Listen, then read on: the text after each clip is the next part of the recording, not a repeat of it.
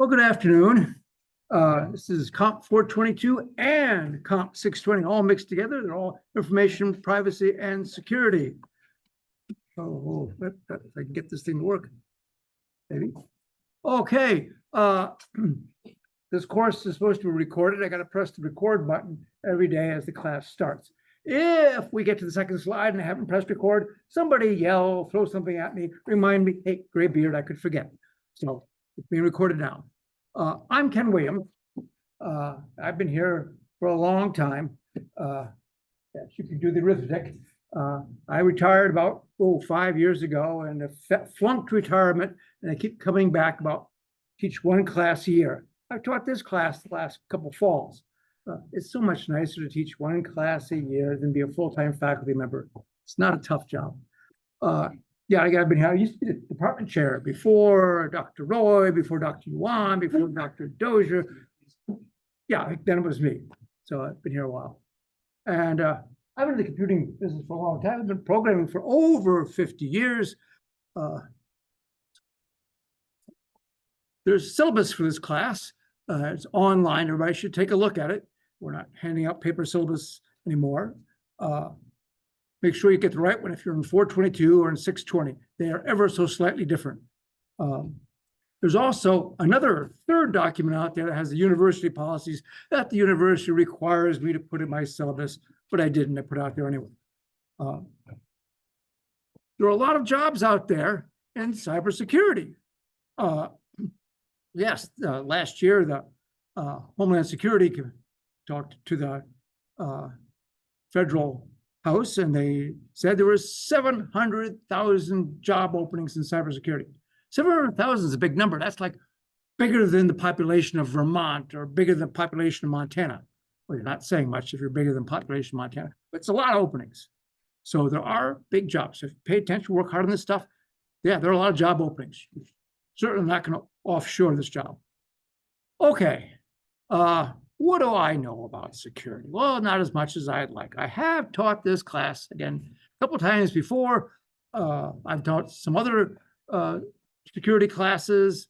I have done some research in encryption.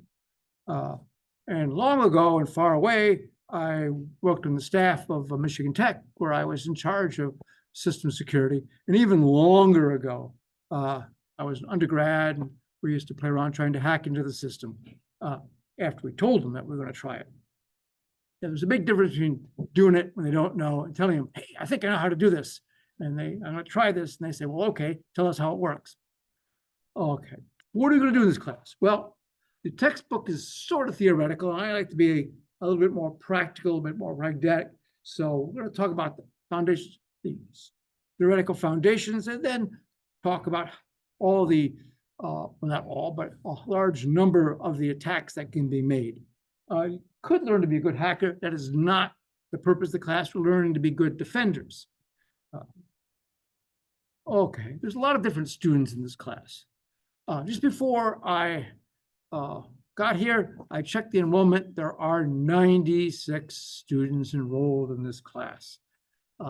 That's quite a lot. I only see 9 online. I don't know where the rest are. We'll have to look into that issue. But there are a mixture of 2 classes. And again, there are people doing different things: bachelor's degree in computer science, information technology, master's degree, also the post-baccalaureate certificate in cybersecurity.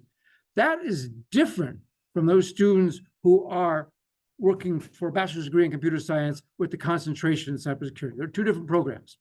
The post-baccalaureate certificate is people who have a bachelor's degree in anything, and they can come to A&T and get a certificate in cybersecurity. And this is core class 1 in that program. So there's a bunch of students, about 45 enrolled in that. I don't know where they are. Okay, now this is going to be kind of a graduate level introduction to cybersecurity.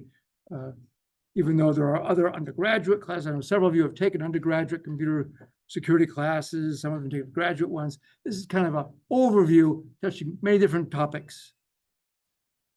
All right. This class is offered in many different formats all at the same time. There are people here sitting in Graham 208 taking the class in person.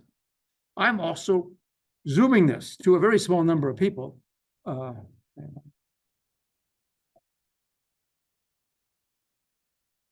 But yes, so there's a bunch of people online, here on purpose. The cybersecurity program is said to be only online. Cybersecurity people, or the certificate people, can be online, or they can come to us. There are people doing it in person. There are people who will be watching me on Zoom who can interact if they have questions, unmute their mic and speak up or send me a text. And then we're recording this, and it'll be out on YouTube tonight, and people can watch it on YouTube at their own time. Anybody in any section can participate any way they like to. I know, having said that, half this class is going to run out that door and they'll maybe watch tonight. I can tell you in my experience that a lot of students can't do online classes, at least not successfully. So you got to evaluate yourself. If you do better on an in-person class, or particularly even if you're Zooming, if you do this from 4:30 to 5:45 on Monday and Wednesdays, that at least makes you think about the class twice a week.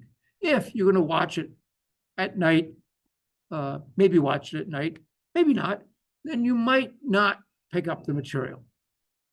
So again, the lectures will be recorded, and it's available to anybody. So you don't have to come here if you don't want to. You can sit in the comfort of wherever and watch this online, whatever mode you like.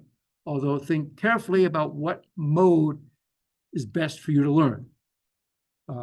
And I'm telling you right now, first day of class, that on November 18th and 20th, that's the week before Thanksgiving, classes will only be online. Only they won't be here in class. So it's only online. I will be out in Hilton Head. That's wonders of online education. Okay.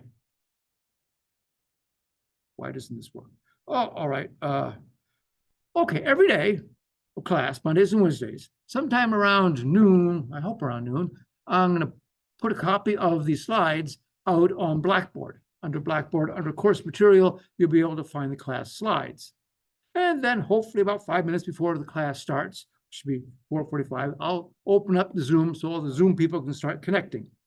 Start at 4:30. And then again, start recording. So again, if I start and I haven't remembered to record it, just yell at me, make sure I get that done. And then at 5:45, wherever the lecture stops, which is about 5:45, we will stop the recording. And then we're done. I will then convert the file so it can be loaded up to YouTube. It's not as easy and fast as you would think.